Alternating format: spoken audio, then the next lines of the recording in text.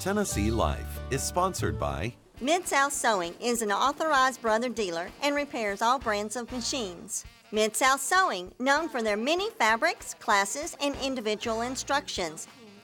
Classes on sewing and embroidery machines, software, sergers, and quilting. Mid-South Sewing, Knoxville and Murfreesboro. Tennessee Life is also brought to you by Next to New, an upscale consignment shop serving Knoxville. nexttonewknox.com. And by The Flower Pot, for over 100 years, offering flowers and same-day delivery with 2 convenient Knoxville locations, knoxvilleflowerpot.com. And by viewers like you. Thank you. Coming up on this edition of Tennessee Life. It's not just a store, it's a place where the people of Pall Mall gather for food and fun, and they've been coming to the Forbus General Store since the 1890s. My grandfather built the Forbus store in 1892 and developed it into a general store. It was a gathering place for the community. We have the story behind these designer handbags with Tennessee roots. Patricia Nash talks about her love of creating high fashion that's meant to be used in everyday life. I kind of take a different approach on a handbag. I think a handbag should be lived in and used and look like it's worn and feel comfortable to you.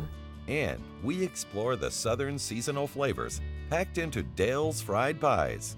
They are a regional, sort of local food that a lot of people in the South ate growing up, so there's a lot of nostalgia around it. Those stories next on Tennessee Life. Thanks for joining us for this edition of Tennessee Life. I'm Vicki Lawson.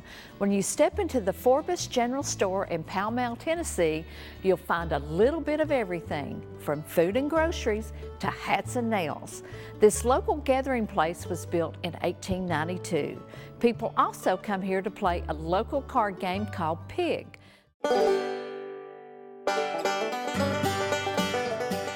I'm Ed Anderson, owner of the Forbus General Store in Pall Mall, Tennessee.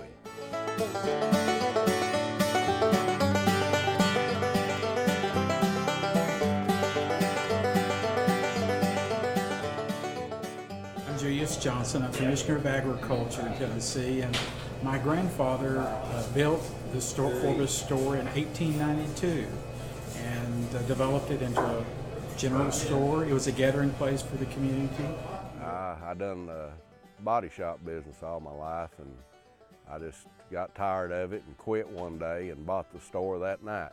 So I just jumped in it, more or less, about 2 years ago.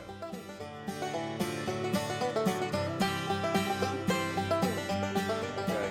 Here at the store we have a game they call Pig that's played with regular playing cards, and you have a partner, and a lot of the fun with the game is that, you know, aggravating the other team or aggravating somebody, and there's a lot of that goes on. And there's a crew comes in the morning, play a couple hours, and then another crew come in around lunch and they'll play a few hours. And every now and then, you know, late around closing time, they'll play a few games. We have a full line of breakfast. It starts at 5:30 in the morning, and usually by 10 they're done with breakfast.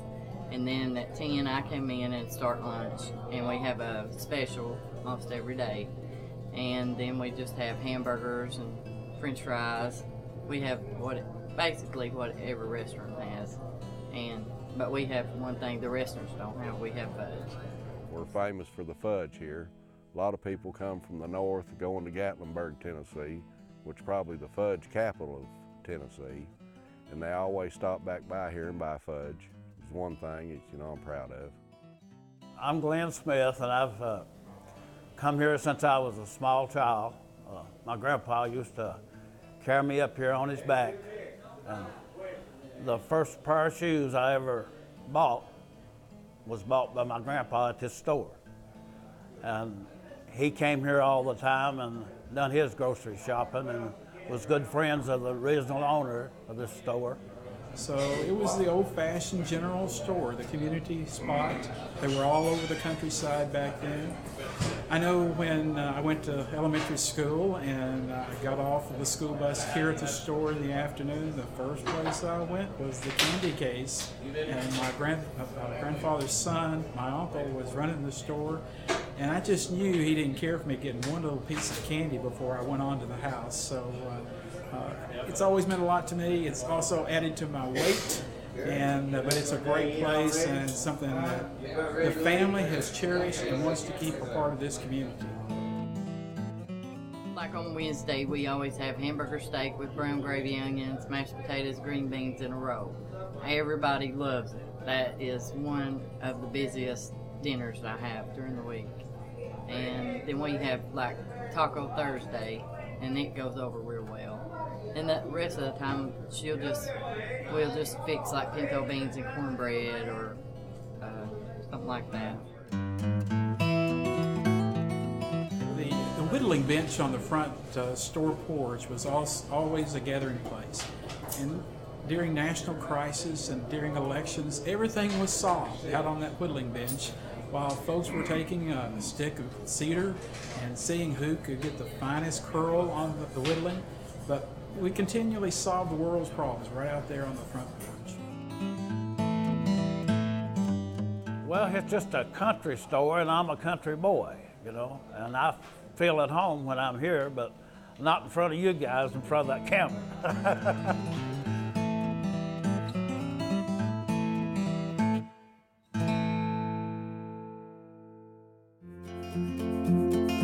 Later on Tennessee Life, a southern treat from Grandma's Kitchen comes to you. We'll show you the mouth-watering flavors in Dale's fried pies. But next, handbag designer Patricia Nash on her love of travel, fashion, and why she keeps Tennessee as her home base. As many women like myself know, your outfit just isn't complete until you have the perfect handbag. Patricia Nash always had a knack for creating things, and after designing handbags for other companies for many years, she decided it was time to launch her own brand. Today, you'll find her handbags in stores and boutiques across the nation, with her headquarters in Knoxville. How did you first get interested in designing handbags? Did you start from clothing or any other creative outlets? Yes, I first started working with household kind of gift items like little kids' aprons and gourmet aprons for the mother. It would say Mommy's Little Helper on it, and we put the hands on it and things like that. That's what I first started doing commercially. I started out with all these craft gift items, and that kind of evolved into tote bags and then gym bags and backpacks. Where were some of those earlier products made? They were made here in Tennessee. And they were made in an icon, I think, that was in Knoxville, correct? Yeah, the Levi's factory, we did a lot of those type items in it, and it was unfortunate that during that time period, that whole sewing industry kind of dried up. When did you launch your company? In 2010. So it's been just a few years and you're already in all these major retail markets.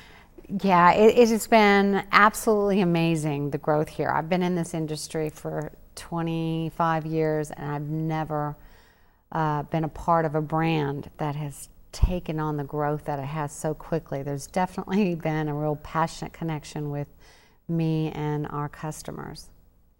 What did you think was missing in the market for women? Well, it's an interesting story because I've been designing for other people and had licenses for over 20-something years. And people would often say, why don't you design your own line? You're so creative and this and that. And I'd always be, well, if I could find something really special, I would, if there was a void in the market. And then I realized I have this passionate love for Italian leather, you know, really vegetable tan leather, just like they did centuries ago.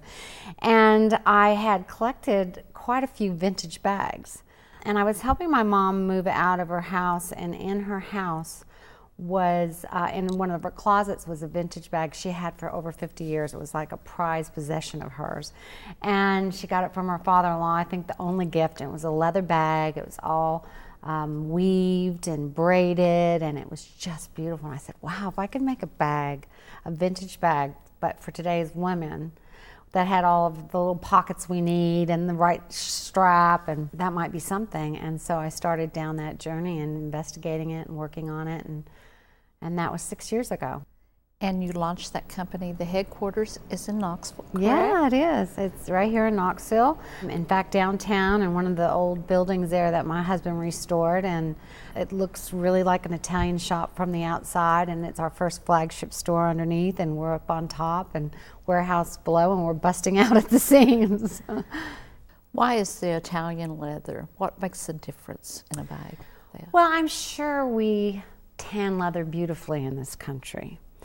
It's just, Italy is known for its Italian vegetable tan leather, and that color, that kind of cognac or rust tan color leather, it's become something that you recognize if you've traveled abroad or you bought in a really nice handbag in the States many, many years ago. They've done it for so many centuries. I mean, families that I work with, these tanneries, they pass it down like 4th and 5th and 6th generation, and their passion for what they do to a leather, whether they put a print on it or glaze it or whatever they do, it's like a piece of art to them. So it's just the appreciation in the process that I've witnessed in Italy has just been amazing. What do you think makes your handbags unique? You know, I'm not a big corporation, and I don't spend gazillions of dollars advertising and so forth. Our money really is in the product. So you have a really amazing 100% leather handbag at an affordable price, because that was important to me. We've had women that bought our bags that never owned a designer handbag before because it was just too expensive, too far out of her reach. So it's affordability and that unique special quality that you remember. You think, oh, I remember that in my grandmother's closet, or I remember that when I was in Italy, or I remember seeing that in old magazines. It's just that personal familiarity of it that you can't quite put your finger on, but you have an emotional response over it. Your handbags then are designed to last just like your mother's was. Yes. And to still be able to enjoy it 50 years later. Yes. Well, that's what's great about leather, is that if it's tanned properly, just over time, it's going to take on a natural, what they call patina, you know, where it's, your hands make it lighter or darker over time, or it might fade a little bit. And all those things bring out that great character that I'm purposely trying to achieve. Tell me about the process of making the bag itself, from design to getting the materials to where it is actually made. To try to make new leather look old is not so easy, or to find a print. You know, I do a lot of prints on leather, and they're all from vintage garments, something I might find in a little shop in Paris or in a rummage sale in Milan. I mean, just all over the globe. And so then I take it to a tanneries in Italy, and it takes months and months, sometimes 6 months, just to develop the leather and get it right, going back and forth with each other. Then once that process is done, then I'm designing bags and trims and details and hardware and all that type of thing. It's all joined up at the factories in China, and I go back and forth there quite frequently. You do all the design work yourself? Yes, I do. Yes, I have some people help me, like, put my art into the computer and make it larger or smaller, or change some of the colors up so that we can send it. But everything I do is by hand. It's not computerized. So it comes from the heart? It comes definitely from the heart. Do you see any new trends in handbags? The pendulum would swing so strongly, you know, everything is real clean and dressed up, or everything is real casual and distressed. Now it's pretty casual, even across special events. You know, you see women that very casual at work, very casual at play. You'll go into, you know, a nice restaurant that used to be a suit and tie only, and you can see people in jeans. And I think that's nice in a lot of respect, because it just lets you just be real comfortable with your fashion. How do people ruin their bags, and what makes you cringe when you see certain habits? We have a very liberal return policy. We'll do whatever to make our customers happy, and The two that I thought I laugh about is the woman that just was so adamant that she wanted we should take this bag back that her dog chewed up. So, and then the other one was that she had a bottle of wine and red wine in her handbag and it busted, and so she had red wine all in her bag. It was like, oh my gosh. So dog chewed bags and red wine bags, I guess. So your bags are supposed to be indestructible, correct? Well, yeah, we take a lot of responsibility for our bags, but not those two reasons. Can you provide any tips that would help a lady make sure that their handbag that they've invested in stays in pristine shape? You know, I kind of take a different approach on a handbag. I think a handbag should be lived in and used and look like it's worn and feel comfortable to you. You know, that's what I love about this type of leather, is that over time it just gets softer and more looser, and you kind of just feel like it's a part of you. And where can people find your handbags? Better department stores right here in Tennessee. There's a lot of Dillard's that are carrying it, and some Macy's, some Belk's that we're launching in a few of those. So quite a few retailers now. Has it been important to keep your headquarters in Tennessee? For business, it's not probably the smartest place to be, honestly, because the fashion business is in New York, and that's where I should be. But I just love Tennessee. You know, it's really, my husband and I get asked that question quite a bit because he was born and raised in London, lived here all his life, didn't come here until 15 years ago, so he was probably, 50-something? And he loves it here too. I mean, the people, the landscape, the weather, you get to, experience all 4 seasons. It's just, it's a beautiful place and so affordable. We just love it. Patricia Nash, thank you for sharing your Tennessee story with us. Oh, thank you for having me. Take a bite of Dale's fried pies, and these goodies just might take your mind and your taste buds back to your grandma's kitchen. The recipes may be traditional, but today's social media is helping people find the Southern treat. We learn more about the seasonal flavors in Dale's fried pies and why keeping it simple has been a key ingredient for success.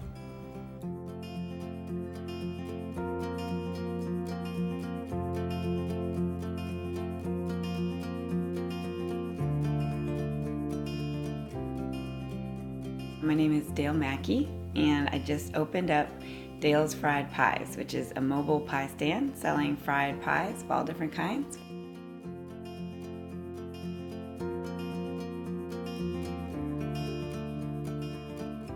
For a long time, I've wanted to do sort of a creative food business of my own, and I've always liked food businesses that really perfect one type of food and do it really well. And fried pies were interesting to me, one, because they are a regional sort of local food that a lot of people in the South ate growing up. So there's a lot of nostalgia around it. People have really good memories of them. Of course, they're also delicious. But also because, there's so much room for creativity within them, because you can fill them with basically whatever you want. So that kind of combination of things made me interested in them. And then I started cooking them a lot and got really good at it, and thought I'd try to make it into a business. I've always enjoyed cooking. I've always enjoyed baking of all different kinds. Ever since I was a little kid, my mom really loved to cook as well, and I would, watch her cook, and she made a lot of pies too. And my godmother, who sort of took care of me when I was a little kid instead of me going to daycare, is from Kentucky, and so she would cook a lot of Southern food. I didn't really necessarily realize it was Southern food until I moved to the South, and then I started saying, oh, this is exactly what my godmother made me when I was a little kid. And so I really like whenever I'm in a place to try to, understand the food traditions and what kind of food is available and what kind of food people grew up eating. So it's sort of a natural thing. It seems like every other person that I sell a pie to, their mom or their grandma made fried pies for them when they were little. A lot of people have really positive memories attached to them. So people seem to really enjoy them and be really intrigued about it. I wanted to do a mobile pie stand because to open up a full brick and mortar restaurant when you've never done that before is quite a large undertaking, and I didn't really have the experience or the capital to do that. So I thought I would start small, sort of see how it went, see where it went and what kind of response I got, and go from there. I considered buying just a regular, outfitted food truck. But again, I really wanted to start as small as possible. I said, what is, the least amount of money really that I can put in and start a business so that, I'm kind of free to do what I want. I'm not hampered by tons of debt right from the beginning. So I found online little plans to make a kids lemonade stand. And so we just took those plans and scaled them up basically to adult size and did some modifications and built what is basically an adult size sort of lemonade stand looking thing, and did some modifications so that I could fry the pies on site on the stand, or just prepare them in a different kitchen and sell them. I've always really enjoyed making things, and I've always really enjoyed thinking about how things will look, and that was a big fun part about starting this off, is sort of what feel did I want it to have. And I really wanted it to have the feel of like a roadside stand, where you're passing by and you see boiled peanuts or apples, things like that. Well, to make a fried pie, you basically start with pie dough. So I make my own pie dough. You roll it out into a little sort of circle, and then whatever kind of filling you want to use, you put it in there and crimp it shut, and then it's deep fried. So there is a lot of variation in terms of what you can put in the pie. The traditional ones are apple and peach. Those are the ones that most people ask for most of the time. I don't have peach in the wintertime because there aren't good peaches available. You can dry peaches and do it that way, and that's a good way to do it. But I really like to have the pie flavors follow the season. So what's available, what's good, just tastes better in a pie. So in the summertime, there's a lot more sort of berry pies. There's a lot more, fresh fruit pies. Whereas then in the wintertime, I transition more to, I do a lot of sweet potatoes. There's a lot of that kind of thing available. A lot of pumpkins, squashes, things that are available then. And in the wintertime, dried apple pies from the fall. So I do try to, whenever possible, get food that's local or regional. And then above all, try to sort of follow the seasons. One, because that's what people want to eat during the season, and two, it's just what tastes better because it's fresher and more available.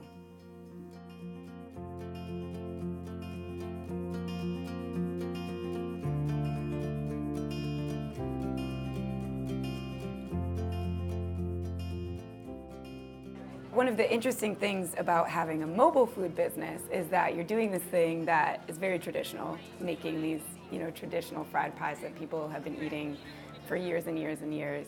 But then you're combining it with modern technology to be able to connect with the people who are your customers. Because when you have a mobile food business, you can't say, this is where I am, show it to them on a map, you can always come here, here are the hours.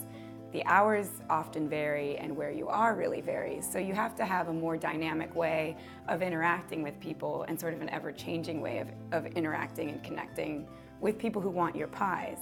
So I don't do any kind of traditional advertising at all. The only way that people really know about me is word of mouth or from social media. So if I'm going out for an event, I'll post it on Facebook, I'll post it on Twitter, I'll take a picture and put that on Instagram, and try to just let as many people as possible know where I'm going to be that day. But when I get people coming to the stand who say that they are coming to a place just to get the pies, it's always that they've heard about it on some form of social media. So it's really interesting. It's a really different way than a traditional restaurant of being able to connect with people and what's going on. I can post what kind of pies I'll have there that day, so someone can go online and say, no, I don't really want any of those flavors. Oh my gosh, that's my favorite one, so I'm definitely gonna go to where she is right now. I've had people be downtown and look on Twitter, see that I'm right around the corner, and just show up because they happen to be there, which is pretty awesome. Every time I go out, I feel like, I get more people coming by, more people who already know. I get more people who are repeating, they're seeking me out. I am selling as many pies as I can make, or I'm making as many pies. I'm really, at this point, just kind of running to keep up.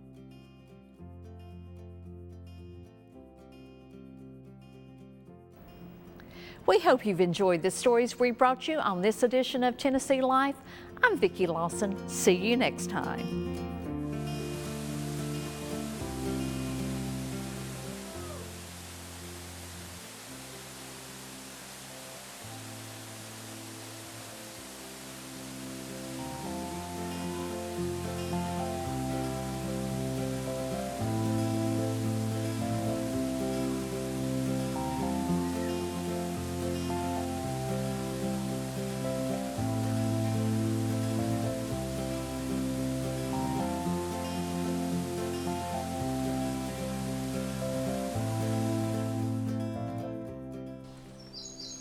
Tennessee Life is sponsored by Mid-South Sewing is an authorized brother dealer and repairs all brands of machines. Mid-South Sewing, known for their many fabrics, classes, and individual instructions. Classes on sewing and embroidery machines, software, sergers, and quilting. Mid-South Sewing, Knoxville and Murfreesboro. Tennessee Life is also brought to you by Next to New, an upscale consignment shop serving Knoxville. nexttonewknox.com, and by The Flower Pot, for over 100 years, offering flowers and same-day delivery with 2 convenient Knoxville locations, knoxvilleflowerpot.com, and by viewers like you. Thank you. A DVD of this program is available by visiting easttennesseepbs.org.